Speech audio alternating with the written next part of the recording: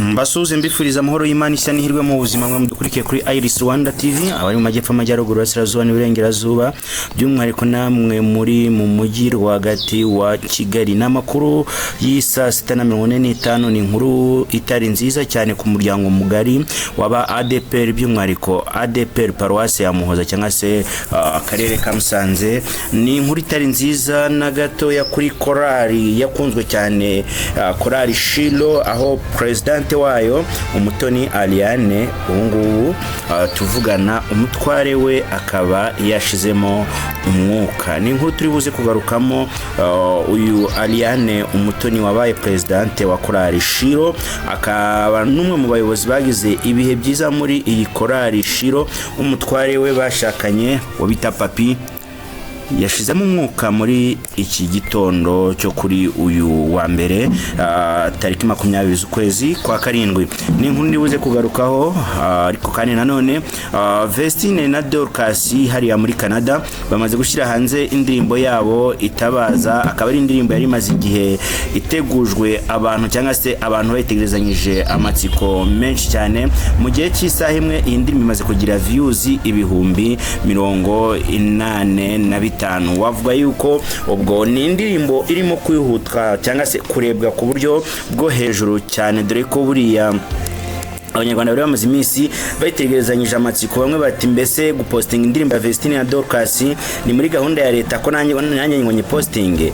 Dore ni indirimbo ije nyuma yuko bari barashize agace k'integuza y'indirimbo gakundwa n'abatari bakeya. Abantu benshi bagenda bagapostinga bakavugaho bimwe mu bundi buryo, ariko kandi nanone indirimbo yamaze kugera hanze. Mushobora kujya mukayireba ndetse mukanayikunda mukanayisangiza abagenzi banyu. Iyi nkuru nayo turaza kuba tuyigarukaho muri aya makuru yacu yo kuri aya masaha. Njye bategurira amakuru kandi mugiye kubana ni Mr. Jean Ngugu kuri Iris Rwanda TV ndetse na Iris Rwanda Instagram, irisrwanda.com na Iris Rwanda TikTok. Hose amakuru ni aka kanya twatugiye kuyabagezaho 5 kuri 5. Nkwibutse ngo niba utarakora subscribe, like, share na comment kandaho kugira ngo amakuru yacu n'ibiganiro byacu bikomeze kujya bikugeraho kugiye, kandi ube ubashije no kuba wadushyigikira. Niba ufite ibirori cyangwa se ubukwe cyangwa se ufite ibindi bintu bikeneye live streaming, duhamagare kuri 0784488994. mu birori byose turagufasha kugira ngo ubukwe byawe n'ibirori byawe tubigaragaze mu buryo bw'amashusho ari live aho waba uri hirya no hino mu gihugu cy'u Rwanda. Ubasha kuba wadukurikira 5 kuri 5. Ni inkuru nanjye yangoye kuyumva no kuyakira, aho nagiye kujya kubona nkabona kuri stati y'umuntu umwe mu bashuti ba Umutoni Aliane arapostinga ati komera muyobozi, komera ku muheto, Imana hamwe nawe nubwo bigoye kubyakira ariko ihangane ukomere. Nahise ngira ubwoba kuko nabonye Aliane kumwe n'umutware we Papi bandika rest in peace. Nahise ngira ikiniga numva atari byo kubyakira. Ndebye kuri stati ya Aliane nta kintu nabonyeho, ngerageza gushakisha abantu baba bari hafi yiwe. Ndavuga harimo mukuru we Denise, Flora ndetse na Eritier. Naje gufatisha musaza we mutoya kuri telefone, arambwira ati nibyo byabaye, Papi yatashe cyangwa se yavuyemo umwuka, ntakiri mu rugendo rw'abazima. Mwisabamo ibintu bibiri, hari igihe cyo kuvuka n'igihe cyo gupfa, hari igihe cyo gutera, hari igihe cyo gusarura, hari igihe cyo kurira, hari n'igihe cyo kuba umuntu yakwishima. Uyu Papi rero avuyemo umwuka nyuma y'igihe kinini ngo yararwaye. Niyo makuru agenda tugera kuri Iris Rwanda TV. Bivugwa yuko yabaje no kwivuriza hanze y'igihugu mu Buhindi. Amakuru y'abamwe mu nshuti ze za hafi, ariko akaza kugaruka mu Rwanda uyu munsi wa none. Inkumbi yumvikanye ku buzima bwe yuko yitabye Imana, aho bivugwa yuko yaguye mu bitaro bya Kanombe. Icyamwishe turaza kubimenya mu masaha ari imbere. Inshuti bavandimwe, abeza bagenda kare, abeza bagenda tukibakunze kandi tukibakeneye. Uyu musore w'umunyabuntu wagiraga impuhwe, uyu musore cyangwa se uyu mupapa utabarutse akaba asize umugore umwe n'umwana umwe.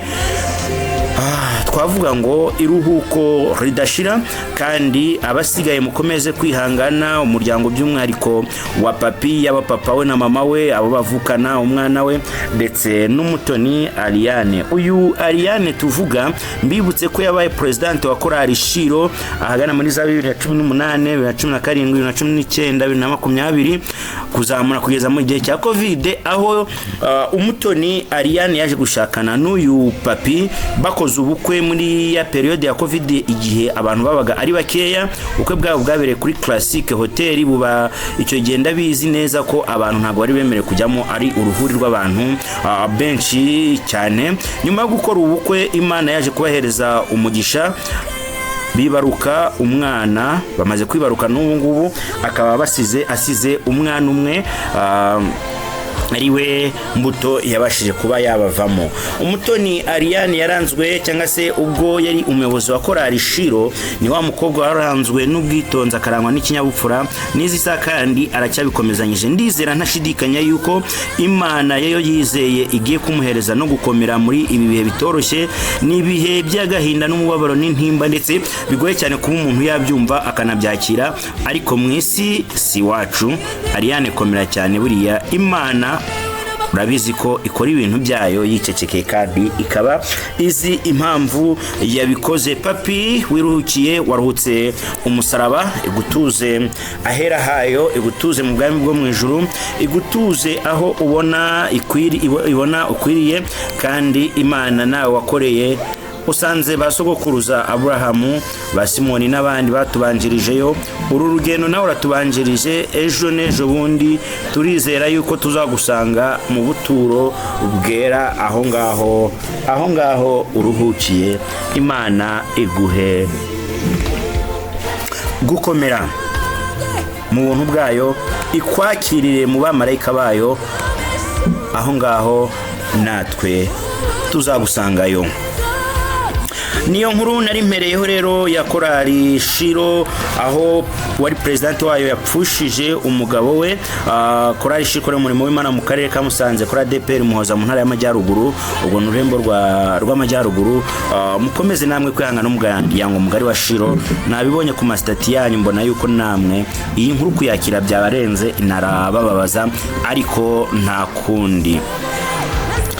Abahanzi kazi itsinda Vestine na Dorcas bamenyerewe cyane mu ndirimbo zo kuramya no guhimbaza Imana kuri aya masaha kuva saa 6 zuzuye bari bamaze gushira hanze indirimbo yabo bise Itabaza. Byari bihagije kugira ngo mu gihe cy'isaha imwe ubu tuvugana Vestine na Dorcas babe bamaze kugira views zigeze ku bihumbi 90. Aka kanya tuvugana ngewe Mr Jean Ngugu indirimbo yari imaze kuzuza views 90 like 11 ndetse na comment miliyoni 1,700. Ni indirimbo yari itegezanyijwe amatsiko menshi cyane. Ni indirimbo ifite iminota 8 n'amasegonda angahe 3.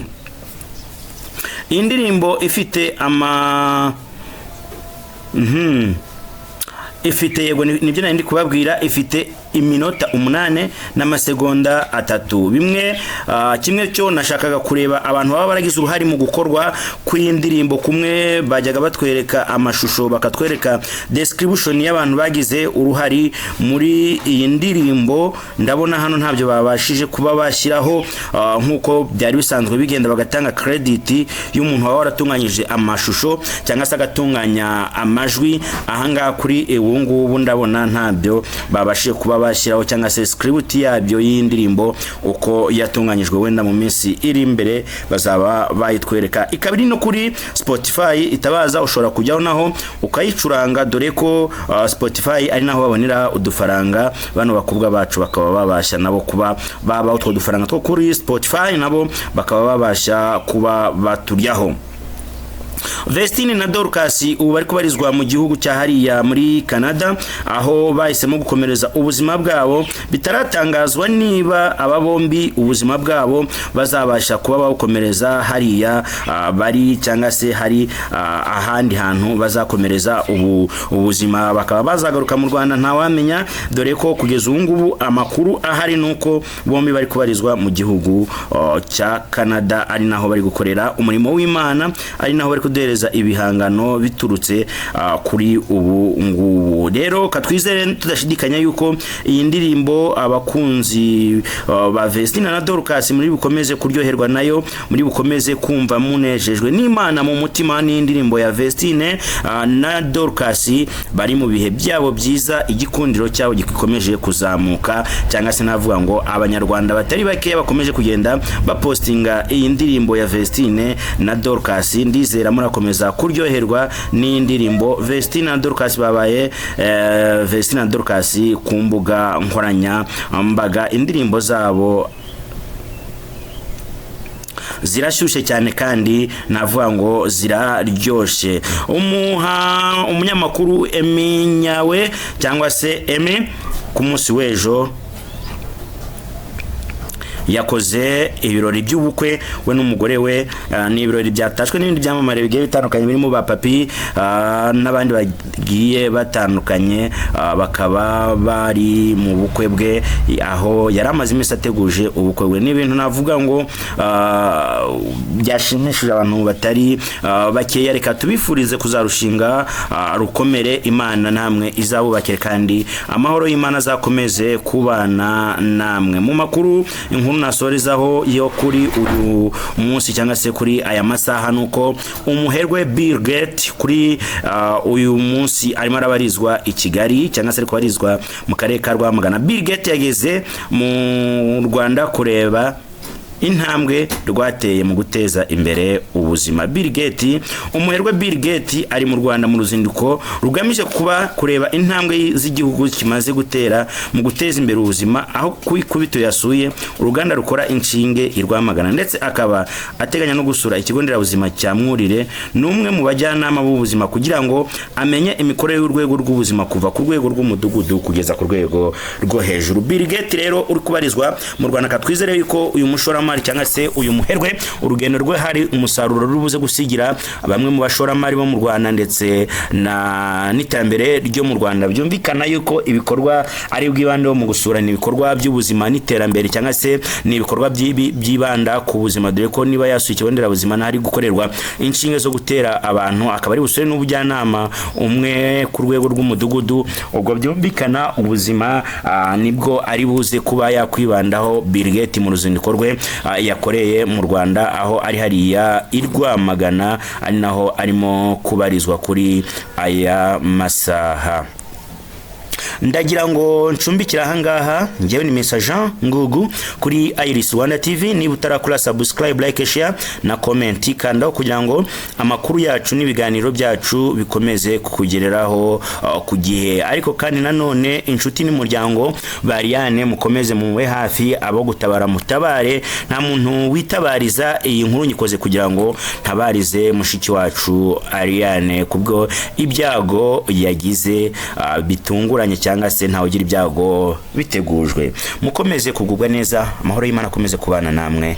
Ndabakunda cyane kandi mbifuriza amahoro y'Imana.